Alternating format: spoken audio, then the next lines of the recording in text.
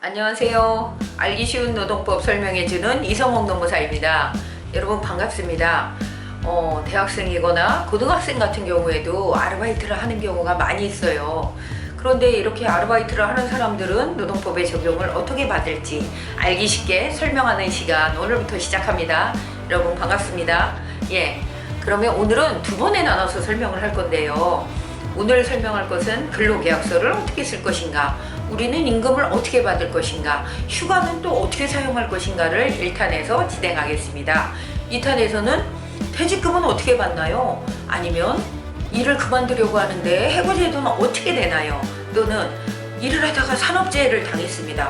그러면 어떻게 처리해야 되나요? 제가 가서 의료보험으로 처리하나요? 이런 문제들을 여러분과 함께 알기 쉽게 풀어나가는 시간 오늘부터 시작합니다. 첫 번째는 근로계약서에 대한 문제입니다. 우리가 아르바이트를 하러 갔는데, 아니면 편의점에 가거나 아니면 식당이나 아니면 단순한 노무를 종사하기 위해서 아르바이트를 갔는데 가자마자 너 일당 얼마야? 이래 라고 얘기하면 될까요? 안 될까요?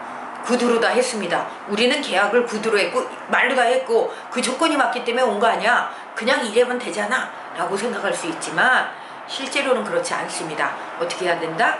근로계약서를 작성해야 합니다. 그러면 이 근로계약서에는 무슨 내용들이 들어갈까요? 가장 중요한 임금이 들어갑니다. 그리고 어떻게 근무할 건지, 9시부터 일반적으로 9시부터 6시까지 근무할 건지, 8시에 시작하면 5시에 끝내줄 건지, 아니면 우리는 지금 너무 바쁘니까 10시간짜리 근로를 할 건지, 10시간짜리로 근로한다는 건 연장 근로수당을 별도로 줘야 되는 문제가 생겨요. 왜? 8시간을 초과했기 때문에. 기준 근로라 함은 우리의 기준 근로는 딱 8시간이에요. 하루에 8시간, 일주일에 5일 근무했을 때 40시간이라고 이야기합니다. 이거보다 넘어가면 연장을 주세요. 연장 근로수당은 기본임금의 150%를 지급하게 되어 있거든요. 그것까지 받으셔야 됩니다. 그리고 또 이 근로계약서에는 휴일을 언제 쉰다? 우리는 주말에 바쁜 예식장인데요. 그럼 평일에 쉬어야 되죠? 평일에 휴일을 줍니다. 이 내용도 근로계약서 안에 포함돼야 됩니다. 또 연차 휴가는 어떻게 줄 건가요? 이것도 포함됩니다. 그 다음에 장소적으로 어디서 근무해야 될지, 인천에서 오늘 출근하라고 내일은 서울에서 출근하고 모레는 안양으로 출근하고 또 그 다음날은 부산으로 출근하세요. 이런 사업장이면 근로계약서 안에 그게 포함되어 있어야 합니다. 그렇지 않은데 내가 차비 들여서 부산까지 내일 출근해야 된다, 이런 건 근로조건에 맞지 않습니다. 그래서 근로할 장소도 지정해서 근로계약서 안에 포함돼야 합니다. 그리고 이렇게 근로계약서를 작성한 후에는 근로자인 나, 알바생인 나에게도 환불을 반드시 줘야 합니다. 받아오셔야 된다는 거예요, 근로계약서를. 그래야 내가 이 조건대로 일하고 있는지 아닌지를 확인할 수 있습니다. 그리고 사업주도 환불을 가지고 있어요. 그러니까 작성할 때 몇 부를 작성한다? 2부를 작성하면 됩니다. 그런데 사업주가 주지 않는데요, 그냥 구두로 일당 얼마입니다 라고 하고 끝냈는데요 라고 한다면 그 사업주는 나중에 문제가 됐을 때는 처벌받을 수 있습니다. 무슨 처벌을 받느냐? 500만 원 이하의 과태료에 부과가 됩니다.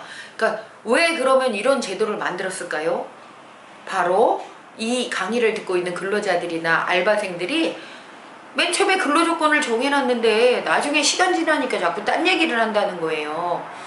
9,000원 주기로 했다가 8,000원 주고 7,000원 주고 이렇게 임금을 날짜마다 다르게 준다거나, 근무 시간은 제가 8시간 일했는데 그거를 다 인정해 주지 않는다거나 이러면 법에 위반되기 때문에 이런 것들을 당사자가 확실하게 서로 알려주기 위해서 바로 근로계약서를 작성합니다. 근로계약서를 달라고 하세요. 처음에 출근하셨을 때, 아니면 2, 3일 지나더라도 잊어버리셨을 수도 있으니까 그 근로계약서를 제가 받아야 됩니다. 근로계약서를 주세요 라고 사장님한테 이야기하면 사장님들이 오히려 지금은 더 잘 알고 계세요. 그래서 근로계약서를 받으셔야 되고 그 안에 내가 이 회사에서 근로하는 조건이 다 들어가 있는지 그 부분을 한 번 더 확인하시면 좋을 것 같습니다. 두 번째는 우리는 최저임금을, 그러면 임금을 어떻게 받아야 되는 거죠? 라고 이야기를 합니다. 얼마를 받아야 되는 거죠? 매년 1월 1일 날 고시가 되는데 그 전년도에 이미 우리가 알 수가 있어요. 적용은 1월 1일부터지만 그렇지만 우리는 최저임금, 올해 최저임금을 미리 발표했기 때문에 8,590원이라고 알고 계시면 됩니다. 그러면 1급으로 따지면 얼마일까요? 이거는 8시간을 곱하면 됩니다.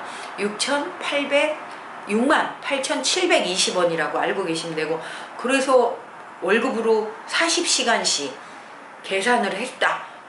일주일에 40시간입니다. 하루에 8시간이니까 그렇게 해서 주휴일을 포함하고, 주휴일은 제가 쉬는 날이라 그랬죠. 일주일에 40시간 근무한 사람은 하루를 쉴 수 있어요. 어떻게 쉰다? 유급으로 쉰다.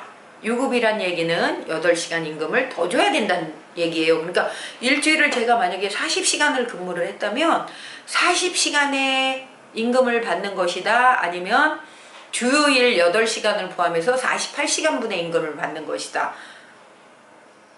예, 48시간분의 급여를 받아야 합니다.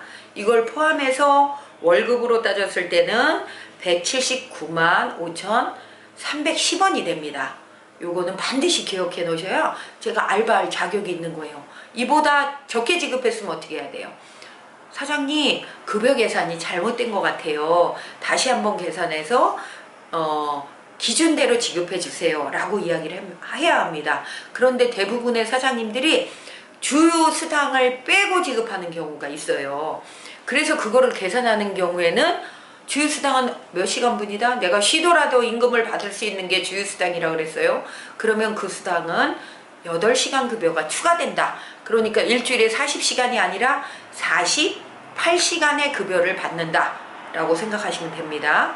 그리고 그러면 내년의 최저임금은 얼마지요? 내년의 최저임금은요, 이미 발표가 됐습니다. 8,750원입니다. 8,750원이에요. 이거에 맞춰서 곱하기 8시간에서, 그러면 저는 12월부터 3월까지 알바를 시작하려고 하는데, 그러면 12월 달에는 올해 임금인 8,590원을 받지만 1월부터는 뭘 적용한다? 2021년도 8,720원을 적용해서 임금을 받으시면 됩니다. 이것이 국가에서 정한 최하 규정이기 때문에, 그럼 난 이거보다 더 받는 사람인데요? 9,000원 준다 그랬는데요? 하면 그거는 가능한 거예요. 이거는 뭐냐면 이것보다 아래로 주면 안 된다라는 규정입니다. 이것보다 더 주는 것에 대해서는 법에서 규정할 수 없지만, 그 제재할 수 없지만, 이거보다 덜 주면 안 됩니다 라는 최저 규정입니다. 그래서 최저임금인 거고요.